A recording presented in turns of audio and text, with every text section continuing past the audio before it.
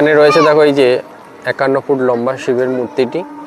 আর এখান থেকে তোমাদের দেখাই, দেখো হাওড়া ব্রিজটা কিন্তু সুন্দরভাবে এখান থেকে দেখা যাচ্ছে, যার জন্য শোভাটা আরও বেড়ে উঠেছে, দেখতে আরও সুন্দর লাগছে। এই রয়েছে হাওড়া ব্রিজ আর পাশেই রয়েছে গঙ্গা নদী। মন্দিরে ভোগ প্রসাদের আপাতত কোনো ব্যবস্থা নেই। মন্দির চত্বরটি কিন্তু বেশ সুন্দর সাজানো। এখানে আসো, তোমাদের কিন্তু মন ভরে যাবে দেখলে। আমি তোমাদের কথা দিচ্ছি, তোমরা একবার আসো, এখানে এসে এই শিব মন্দিরের দর্শন করো, এই 51 ফুট উঁচু শিব ঠাকুরের দর্শন করো, তোমাদের কিন্তু মন ভরে যাবে। যেহেতু গঙ্গার তীরে, হুগলি নদীর তীরে এই মন্দিরটি অবস্থিত, তাই এই মন্দিরের শোভা কিন্তু আরও অনেক গুণ বেশি। তো এই শিব মন্দিরটি তোমরা ভুলেও মিস করবে না। যারা এসেছো তারা তো তোমরা জানোই মন্দিরটি কত সুন্দর, আর যারা আসোনি চটপট কিন্তু এই শিবরাত্রির মধ্যে এই মন্দির চত্বর থেকে তোমরা ঘুরে যেও, তোমাদের কিন্তু বেশ ভালো লাগবে, কথা দিলাম। এই শিব মূর্তিটি 2015 সালে নির্মিত হয়। শিবলিঙ্গটি তোমাদের একটু দর্শন করাই। এই রয়েছে সোমনাথ মন্দিরে শিবলিঙ্গটি। বন্ধুরা, আজকে তোমাদের সামনে উপস্থিত করতে চলেছি এমন একটি মন্দিরের, যেই মন্দির দেখলে তোমাদের কিন্তু মন চোখ জুড়িয়ে যাবে। তো চলো ভিডিওটা শুরু করা যাক।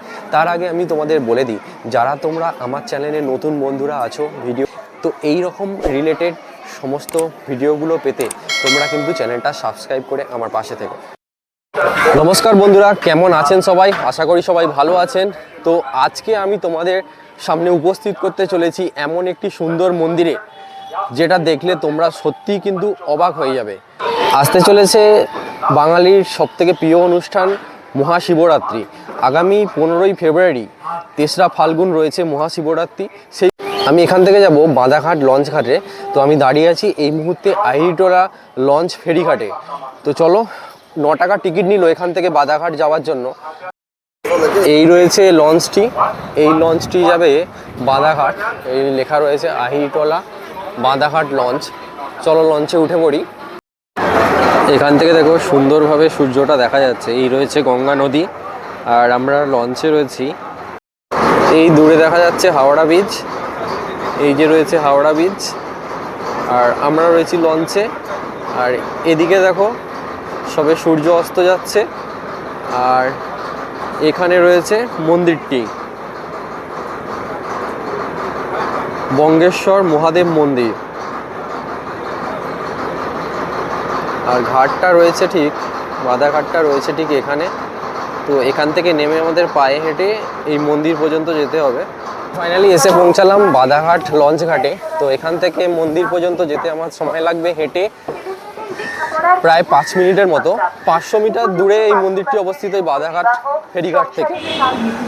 ফেরিঘাট থেকে বেরিয়ে এসেই দেখবে এখানে রয়েছে সালকিয়া বাঁধাঘাট সার্বজনীন পূজা মণ্ডপ। ঠিক পাশেই যে রোডটা রয়েছে সামনে, এই রোড দিয়ে মেন রোডের দিকে বেরিয়ে যেতে হবে। একটু আগিয়ে এলেই দেখবে এখানে প্রভু জগন্নাথ দেব, বলরাম ও সুভদ্রার একটি মন্দির রয়েছে। আর পাশে রয়েছে শনি ঠাকুরের মন্দির। এই রয়েছে মন্দিরের মূর্তি। তো আমি এই পথে সামনের দিকে আগিয়ে যাব। এই দেখবে এখানে অনেক অটো টোটো দাঁড়িয়ে আছে। আর সামনে রয়েছে এই যে গুপ্তা জুয়েলার্স। আর বাঁদিকে যে রাস্তাটি গেছে সেই রাস্তাটি দিয়ে আমি যাব। ডান দিকের রাস্তাটা আসছে বালিখালের দিক থেকে, আর বাঁদিকে যে রাস্তাটা যাচ্ছে এটা হাওড়ার দিকে চলে যাচ্ছে। এই রাস্তাটা ধরে আমি আগিয়ে যাব। আমি পিছনের রাস্তা দিয়ে হেঁটে এলাম। পিছনের যে রাস্তাটি আসছে, এই রাস্তাটি আসছে বালিখালের দিক থেকে। আর তোমাদের দেখিয়ে দিই, আমার পিছন দিকে যে রাস্তাটি যাচ্ছে, আমি যেদিকে যাচ্ছি এই রাস্তাটি যাচ্ছে হাওড়া। তোমাদের আমি বলছিলাম 5 মিনিট হাঁটার পর মোটামুটি আমি এই মন্দিরের ঠিক প্রবেশপথের সামনে এসে দাঁড়িয়েছি।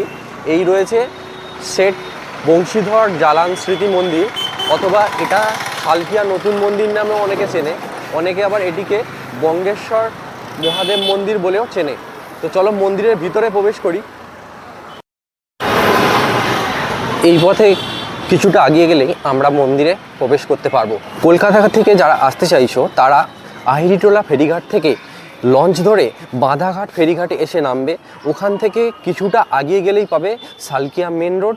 সালকিয়া মেন রোড থেকে বাঁদিকে কিছুটা এগিয়ে এলেই তোমরা এই মন্দিরে প্রবেশ করার জন্য ঠিক বাম হাতে এই এন্ট্রান্সের গেটটি কিন্তু তোমরা পেয়ে যাবে। ফাইনালি আমরা মন্দিরের সামনে এসে পৌঁছালাম। এই রয়েছে মন্দিরটি। মন্দিরের সামনে পোর্শনটা দেখো বেশ সুন্দর, একটি বাগান করে সুন্দরভাবে সাজানো রয়েছে। আর এই রয়েছে মন্দিরটি। তো চলো দুটো পথে এই মন্দিরে প্রবেশ করা যায়। এদিকে একটি রাস্তা রয়েছে, বাদিকে একটি রাস্তা রয়েছে। তো বাম দিকের রাস্তা ধরে আমি এগিয়ে যাচ্ছি। বেশ পরিষ্কার পরিচ্ছন্ন সুন্দরভাবে এই রাস্তাঘাটগুলো তৈরি করা হয়েছে। চারিদিকে দেখো সুন্দর করে ফুলের বাগান করা রয়েছে। এদিকটাও বেশ সুন্দর করে ফুলের বাগান করা রয়েছে। সামনের অংশটা কিন্তু বেশ সুন্দরভাবে সাজানো রয়েছে। এই রয়েছে ঠিক মন্দিরটি।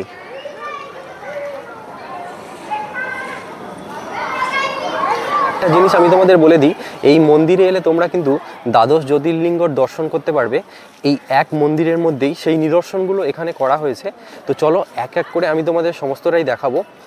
এই মুহূর্তে মন্দিরে ভিড়টা যথেষ্ট কম রয়েছে, কিন্তু শিবরাত্রি উপলক্ষে এখানে কিন্তু অনেক ভক্তের সমাগম হয়। এই মন্দির চত্বরে কিন্তু প্রচুর ভিড় হয়।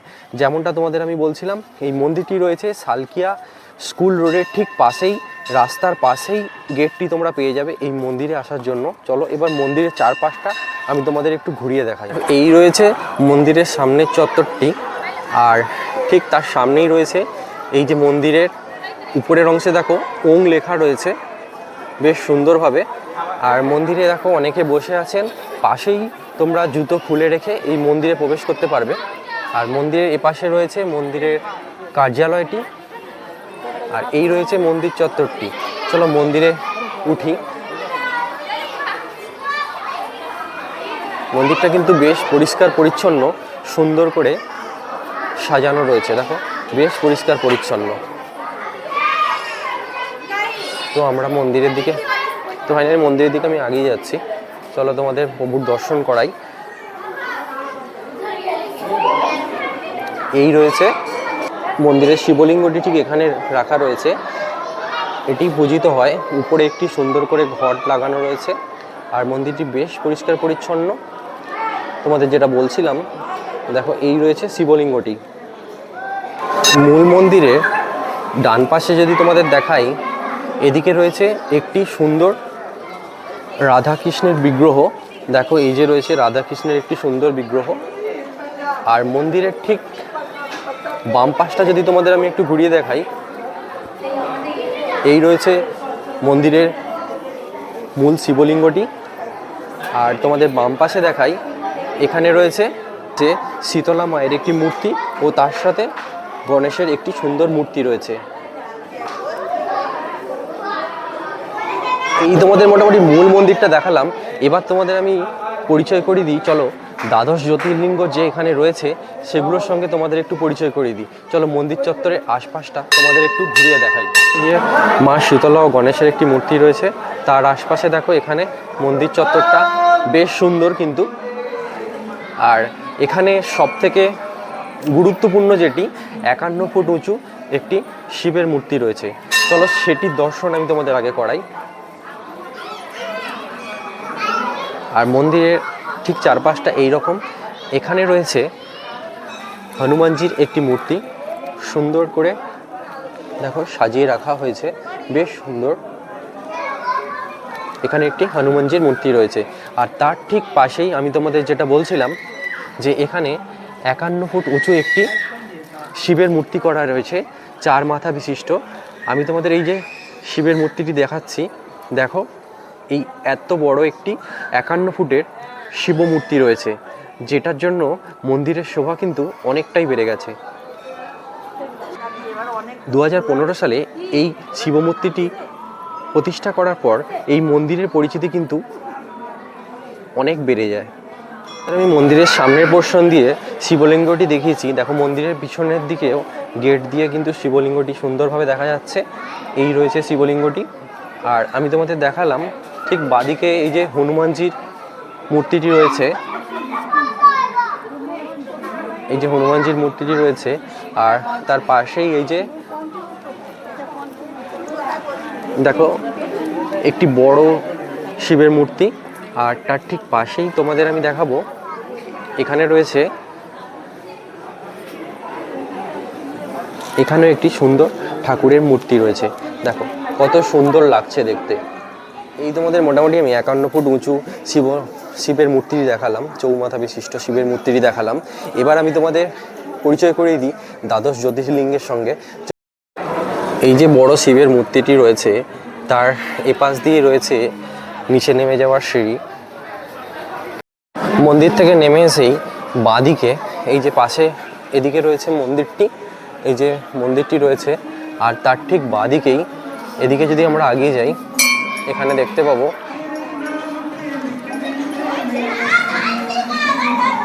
দেখো এখানে একটি সুন্দর করে মন্দির করা হয়েছে। এখানে রয়েছে হনুমানজির মূর্তি রয়েছে ও অন্যান্য দেবদেবীদের মূর্তি রয়েছে। একটু এগিয়ে গেলে আমরা আরও একটি মন্দির দেখতে পাবো। এখানে একটি সুন্দর রাধাকৃষ্ণের বিগ্রহ রয়েছে, এই যে বিগ্রহটি রয়েছে সুন্দর পাথরের তৈরি। এখান থেকে যদি একটু ডান দিকে আমরা ঘুরে যাই, খাটু শ্যামজির একটি মূর্তি রয়েছে। আর এখান থেকে যদি কিছুটা এগিয়ে যাই প্রথমেই আমরা দেখব এখানে রয়েছে মা গঙ্গার একটি সুন্দর মূর্তি, আর উপরে রয়েছে দেখো দেবাদিদেব মহাদেবের একটি পাহাড়ের উপর এই যে দেবাদিদেব মহাদেব বসে রয়েছেন, তার একটি সুন্দর প্রদর্শনী করা রয়েছে। আর এখান থেকে যদি আমরা কিছুটা এগিয়ে যাই ঠিক এই পথে ভিতরের দিকে যদি আমরা এগিয়ে যাই এখানে আমরা দেখতে পাবো এই যে দ্বাদশ জ্যোতির্লিঙ্গ তোমাদের বলছিলাম সেটা আমরা এখানে দেখতে পাবো। দেখো এখানে রয়েছে ঘুরমেশ্বর মহারাষ্ট্রের এই মন্দিরটি, আর পাশেই রয়েছে এখানে বিশ্বনাথ ধাম।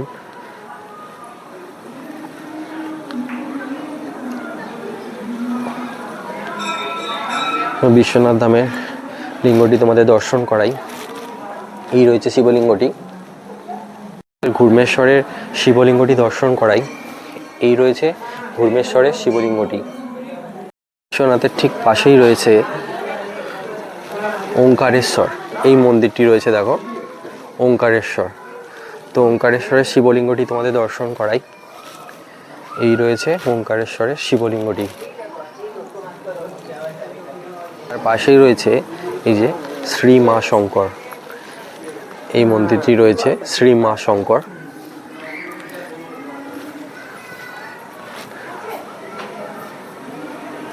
এই রয়েছে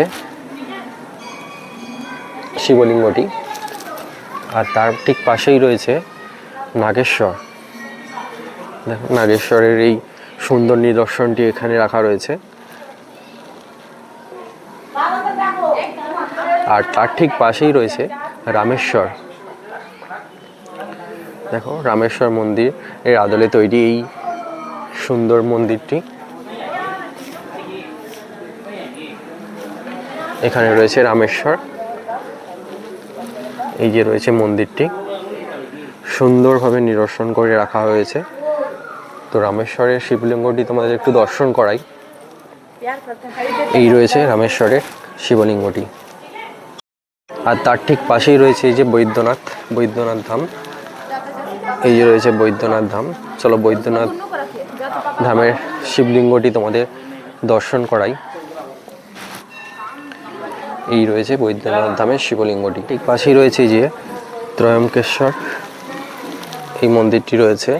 চলো তোমাদের এই মন্দিরের শিবলিঙ্গটি একবার দর্শন করাই। এই রয়েছে এই মন্দিরের শিবলিঙ্গটি, আর তার পাশেই রয়েছে কেদারনাথের মন্দিরটি তোমাদের দেখাই। এই রয়েছে কেদারনাথের মন্দিরটি, আর শিবলিঙ্গটি তোমাদের একটু দর্শন করাই। এই রয়েছে কেদারনাথের শিবলিঙ্গটি। এবার তোমাদের দেখাই মল্লিকার্জুন মন্দিরটি। পাশেই রয়েছে মল্লিকার্জুন মন্দিরটি। এই যে রয়েছে মন্দিরটি। তো এখানে শিবলিঙ্গটি তোমাদের একটু দর্শন করাই। এই রয়েছে এই মল্লিকার্জুন মন্দিরের শিবলিঙ্গটি, আর তার ঠিক পাশেই রয়েছে মহাকালেশ্বর। এই রয়েছে মহাকালেশ্বর মন্দির। এই রয়েছে মহাকালেশ্বর মন্দির। আর মহাকালেশ্বর মন্দিরে তোমাদের লিঙ্গটি, শিবলিঙ্গটি একটু দর্শন করাই। এই রয়েছে মহাকালেশ্বর মন্দিরের শিবলিঙ্গটি। আর তার ঠিক পাশেই রয়েছে সোমনাথ। এই রয়েছে সোমনাথ মন্দিরটি। এই রয়েছে সোমনাথ মন্দিরটি। আমাদের মোটামুটি এই দ্বাদশ জ্যোতির্লিঙ্গ যে এখানে রয়েছে, নিদর্শনগুলি রাখা রয়েছে বা মডেলগুলি রাখা রয়েছে, মন্দিরের সমস্ত মডেলগুলি একদম পুরো অরিজিনাল স্টাইলে যেভাবে তৈরি অন্যান্য মন্দিরগুলো পুরো সেম স্টাইলেও এখানেও তৈরি করা হয়েছে। সেই মন্দিরগুলো আমি তোমাদের দেখিয়ে দিলাম। এখানে এই 12টি জ্যোতির্লিঙ্গ কিন্তু সুন্দরভাবে একদম নিদর্শন করে এখানে রাখা রয়েছে। তার সমস্ত শিবলিঙ্গগুলি কিন্তু এভাবে সুন্দর করে নিদর্শন করে রাখা রয়েছে। সেই জিনিসটা আমি তোমাদের মোটামুটি এই চত্বরটা ঘুরিয়ে দেখালাম। এই একটা চত্বরের মধ্যেই কিন্তু দ্বাদশ জ্যোতির্লিঙ্গ সুন্দর নিদর্শনগুলো তৈরি করে এই মন্দিরের সামনে ঠিক রাখা রয়েছে। আগামী 15ই ফেব্রুয়ারি 3রা ফাল্গুন রয়েছে রবিবার, মহাশিবরাত্রি, বাঙালির একটি প্রিয় অনুষ্ঠান বা উৎসব বলতে পারো। তো এই মহাশিবরাত্রি উপলক্ষে এই যে মন্দির রয়েছে, বঙ্গেশ্বর শিব মন্দির বা শেঠ বংশীধর জালান স্মৃতি মন্দির বা শালকিয়া নতুন মন্দির নামেও কিন্তু এই মন্দিরটিকে অনেকে কিন্তু চেনেন, অনেকে কিন্তু এই নামেও চেনেন। তো তোমরা এখানে কিভাবে আসবে তোমাদের তো বলেই দিলাম। এই মন্দিরে তোমরা যদি একবার আসো তোমাদের এত ভালো লাগবে, এখানকার পরিবেশ এত শান্ত নিরিবিলি যে তোমাদের কিন্তু এই মন্দিরে আসলে অসম্ভব ভালো লাগবে। আমার কিন্তু বেশ ভালো লেগেছে এই মন্দিরটি ঘুরে।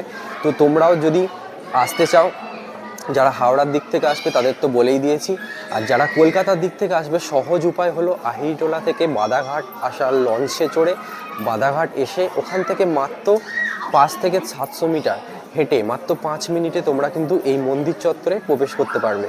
তো এই মন্দিরের ওপেনিং টাইমটা আমি তোমাদের একটু বলে দিই। মন্দির 6টায় খোলে, 11টায় বন্ধ হয়ে যায়, আবার বিকাল 4টায় খোলে, রাত্রির 8টার সময় বন্ধ হয়ে যায়। শিবরাত্রির পর শুরু হচ্ছে 15 তারিখ রবিবার 3রা ফাল্গুন 5টা 4 মিনিটে ও শেষ হচ্ছে 16 তারিখ 5টা 34 মিনিটে।